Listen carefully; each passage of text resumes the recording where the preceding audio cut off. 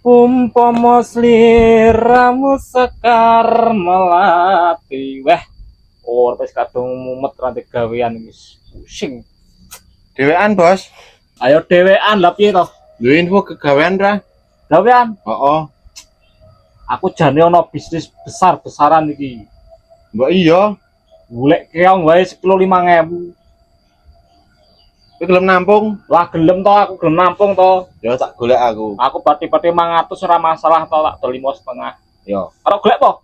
Ah iya kok. Ayo nek golek ramah beneran to. Padha-padha lelah gawean, kowe lah duit, aku oleh duit. Jare gelem nampung. Lah iya nampung to, kowe kan adole karo aku. Aku pati 500. Ya wis, golek aku. Ya golek. Kok go nanggonku ya? Ya. Wah, golek keong wae lah.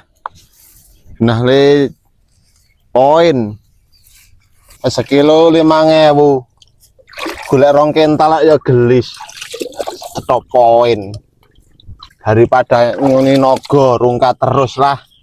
Mending golek keong ini iki. Infone wis jan ra jelas nek iki kok. Ah, jelas cairing kok iki. Iki bos keonge, Bos. Waduh sepurane, Bos. Lah kok sepurane? Jane gelem nuku apa ora jane? Nang omah ki ana telung bagor. Waduh sepurane, Bos. Nganu e.